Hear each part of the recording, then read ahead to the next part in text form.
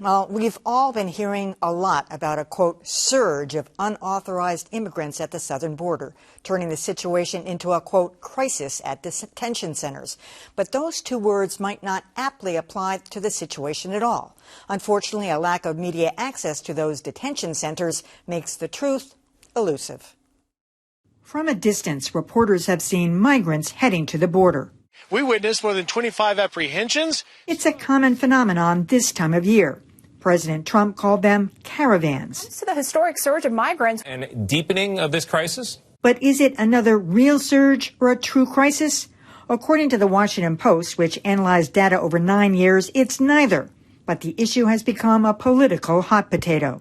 Right now, we have a true crisis in detention facilities. That's Ohio's Republican Senator Rob Portman, who was allowed into a detention facility.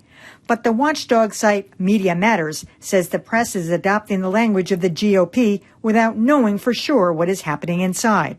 This is as close as our cameras can get. Border Patrol is not granting media access. That's true.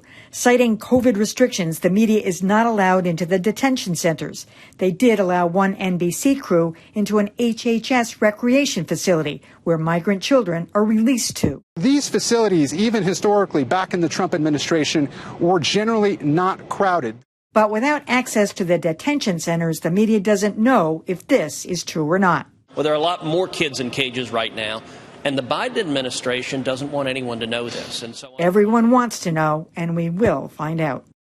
Yeah, Dan, as you heard President Biden say yesterday at his press briefing, he's going to let the media in at some point. He didn't know when. He was kind of, flippant about that, almost to a point.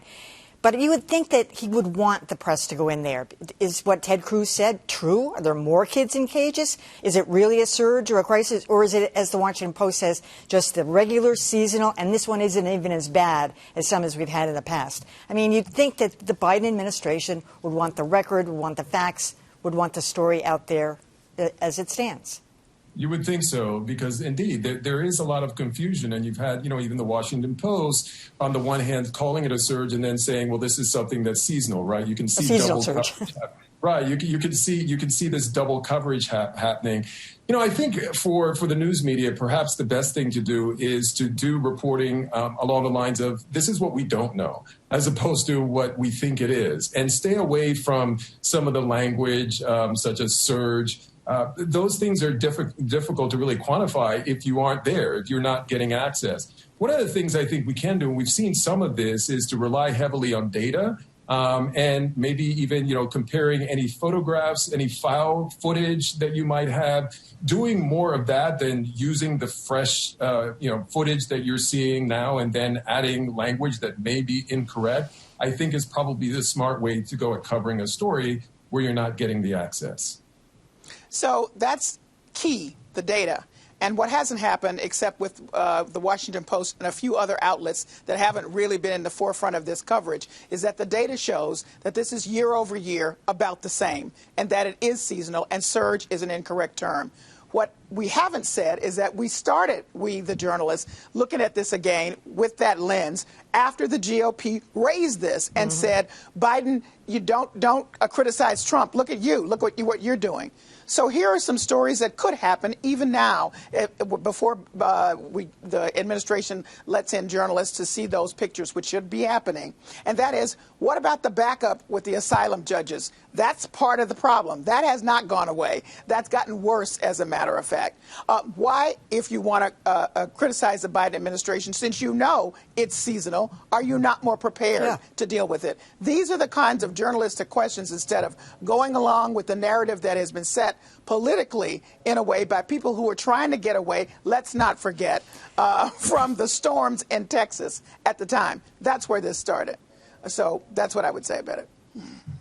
It's worth underscoring that something can be predictable, seasonal, and also horrible, first off, right at the outset. That doesn't mean that what's happening at the border isn't terrible, even if we knew it was coming and it matches things that have happened before.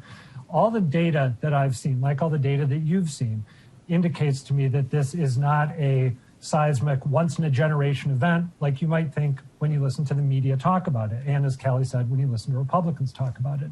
I do think the flip attitude, Emily, that you referenced from the Biden administration about, oh, we'll let you have access sometime down the road, I think it's inexcusable. The difference between the Trump administration and the Biden administration is the Trump administration wanted to highlight how bad things were so people would stay away. But that is not an excuse for the Biden administration keeping the media out. There's no excuse for that. Yeah, I never like to say I told you so. Okay, maybe sometimes I do like to say it. But I believe I told you that to watch for this from the Biden administration, because Joe Biden was part of one of the most manipulative and media hostile administrations in recent memory. That would be the Obama administration. So I agree on that point. However, I think it's pretty clear that a number of mainstream media outlets jumped on this as an opportunity to show that they could be just as tough as they were during the Trump era. And that's no way to run a show. That's no way to go about your business. Everyone else has made great points about being deliberate, being careful about language. Crisis is a very politically loaded word. And let's get to the bottom of it. Let's also maybe do some more rumor debunking. I saw the governor of Texas, Callie alluded to this, I think, coming out right after this started to happen, claiming that, well, this stuff with the kids was all a diversion to allow thugs and gangbangers to slip over the border. And I haven't heard a word about that since. So there's plenty of work for the media to be doing here, not what they wound up doing. Hey, Dan, just one quick thing on that White House press briefing. As somebody who used to cover the White House, I could not believe how simplistic some of those questions are, pressing him on whether he was going to run for president. That was embarrassing. There was a good exchange with Kristen Welker at NBC about the border thing, but they wasted so much opportunity, even going after him on COVID and things like that. It was all politically motivated questions.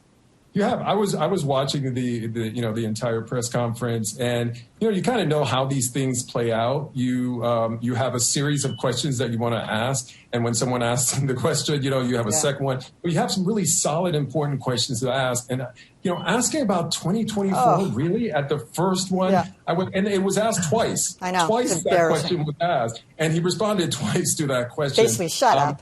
Yeah, that was not a good look for. And no questions about COVID. Yeah, exactly. Yeah, and I'll talk about that a little bit.